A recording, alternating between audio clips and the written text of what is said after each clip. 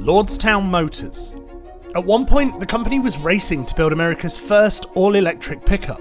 They make them in Lordstown, Ohio. I heard the sales are great. It had a design for a truck, a factory to make it in, and hundreds of millions of dollars in investment. But then, the wheels fell off Lordstown Motors. Its share price plummeted, its namesake factory was sold off, and now the future of its pickup, the Endurance, is in question. So, what exactly happened to Lordstown Motors? Our story starts, somewhat unsurprisingly, here, Lordstown, Ohio, 2019. General Motors had been making the Chevrolet Cruze here for years, but a drop in sales led to the company wanting to close the plant, which led to protests and drew criticism from then-President Donald Trump. What's going on with General Motors? Get that plant open or sell it to somebody and they'll open it. GM did just that. They gave a new EV startup a $40 million loan to buy the plant, complete with machinery, for $20 million. The startup would be named after the neighbourhood itself, Lordstown Motors. Its founder was the former chief executive of another fledgling automotive startup called Workhorse, a man named Steve Burns. We think we're going to do the impossible here. Burns licensed a vehicle design from his former company, Workhorse, and set about entering the race to build the first EV pickup. And remember, this is before Ford's F-150 Lightning or Rivian's R1T had been released. Our first vehicle is the Endurance all-electric pickup truck. Armed with a factory and a design for a truck, all the company needed now was money. So, in August, Lordstown announced it intended to go public through a merger with a special purpose acquisition company. And investor sentiment around the company soared, lifted, like many others in the EV market, by a wave of investors on the hunt for the next Tesla. But also partly because the company said it had around 27,000 pre-orders, plus $75 million of investment from GM. The financing that comes from being publicly listed is the last piece we needed as we march towards production in 2021. But Lordstown's ride was about to get a lot bumpier. In the early hours of January 13th, 2021, an Endurance caught fire on a road in Michigan while being tested by Lordstown engineers.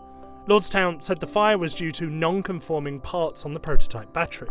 And before long, the company's share price began to tumble. Around that time, several top executives at Lordstown sold off chunks of their own stock, though the company later concluded there was no wrongdoing and that the sales were made for reasons unrelated to the performance of the company. Then came the bidding for a United States Postal Service contract for a fleet of new electric vehicles. Now, Lordstown hadn't submitted a bid to design and build those trucks, but remember Workhorse? Well, it had, and it was expected to manufacture those trucks in Lordstown's factory. But then Oshkosh Defense of Oshkosh, Wisconsin has been awarded the production contract for the Postal Service's next-generation delivery vehicles. Workhorse didn't win, and Lordstown's shares tumbled further. But it still had further to fall.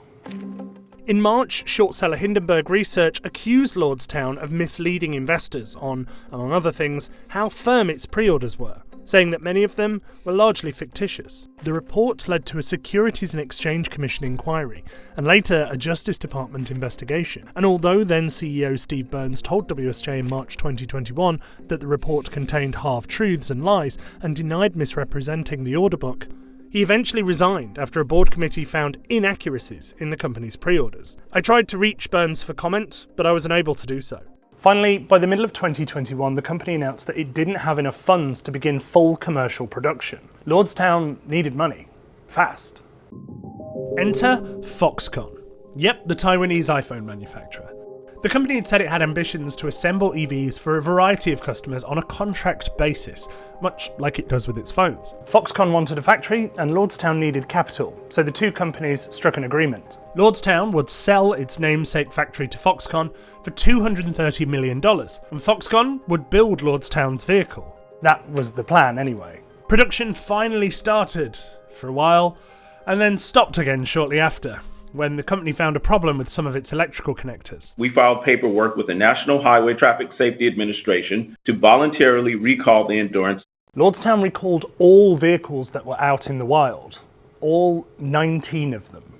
And shortly after, the company's share price, which at one point had been over $30, fell below $1 and stayed there for more than 30 days, triggering a delisting notice from Nasdaq. That led to Foxconn saying that Lordstown had breached its agreement and that Foxconn would back out of the deal if the matter wasn't resolved. To try and fix the issue, Lordstown announced that it was doing a reverse stock split, merging 15 shares into one to try and raise the price above $1.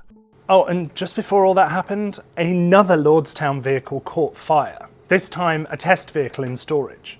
Lordstown said it would investigate the cause. All that brings us to the present day. Lordstown has said it hopes its reverse stock split will lead to Foxconn returning to the deal. If Foxconn does, then there may be hope for the Endurance yet.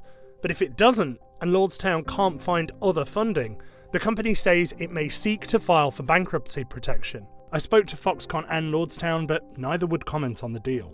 But within its SEC filings lies another big hurdle. Lordstown says the cost to build the Endurance is currently and expected to continue to be substantially higher than its selling price. And that makes what happens next for Lordstown even more challenging. In the 3 years that the company has been navigating its various production woes, others, including Ford and Rivian, have been delivering their EV pickups to customers. And more trucks, among them the Chevy Silverado EV, are on the way. And with the cheapest Silverado set to be around $20,000 cheaper than the Endurance, not only has Lordstown lost the race to be first, but it may now struggle to compete altogether.